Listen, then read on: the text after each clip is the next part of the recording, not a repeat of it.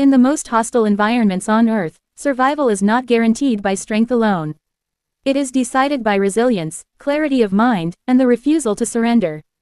The frozen mountains, shaped by relentless storms and lethal cold, offer no sympathy to human weakness. It was within such an unforgiving landscape that a young woman named Aylin faced the greatest test of her life. Aylin was only 22 years old, young in age, yet burdened by responsibility. She came from a humble background and carried dreams no different from millions of others: to work honestly, to support her sick mother, and to build a future beyond struggle. When she accepted a position with a remote mountain research team, she saw opportunity, not danger.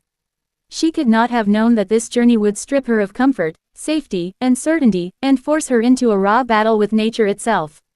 The helicopter that carried Aylin into the frozen mountains was swallowed by a sudden storm. Snow thickened, visibility vanished, and the air grew violent. Within moments, the machine lost control and crashed into the icy wilderness. When the chaos ended, Aylin emerged as the sole survivor.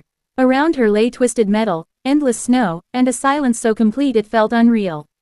At that moment, survival was no longer a concept, it was her only purpose.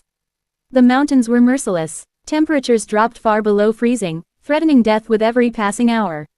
With no communication and no shelter, Aylin was forced to rely on instinct. She searched the wreckage, salvaging a lighter, a small axe, and limited food supplies. These objects were insignificant in a modern world, but here, they became the tools that stood between life and death. The first night tested her resolve. Darkness arrived swiftly, bringing colder winds and deeper fear. Her hands trembled as she attempted to light a fire, failing again and again. When the flame finally appeared, small and weak, it felt like a miracle. That fire was not merely warmth, it was hope. In its glow, Aylin allowed herself to cry, not in despair, but in recognition of what she was fighting for.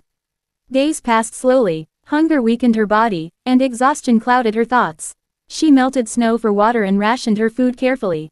Every step through the deep snow drained her strength. At times, her body collapsed beneath her, begging for rest. Yet each time, she stood again. The human body may fail, but the human will can still command it to move forward. Nature, however, had not finished testing her. One night, a violent blizzard descended upon the mountains. Winds howled like living creatures, tearing through the landscape. Aylin found refuge in a small cave, barely enough to protect her from the storm. Inside, she clutched a photograph of her mother, a fragile reminder of warmth, love, and purpose. That memory anchored her to life when the cold tried to steal it away. Danger appeared not only in the weather, but in the shadows. At dawn, Aylin noticed large footprints in the snow, signs of a predator. Soon, a wolf emerged from the white silence. With no weapon to defend herself, she used fire and her voice to confront it. The animal eventually retreated, leaving Aylin shaken but alive.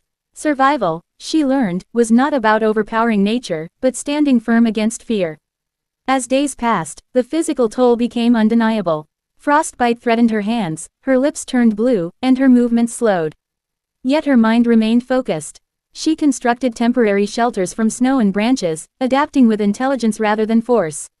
Each small success reinforced her belief that survival was still possible. Then came a moment that changed everything.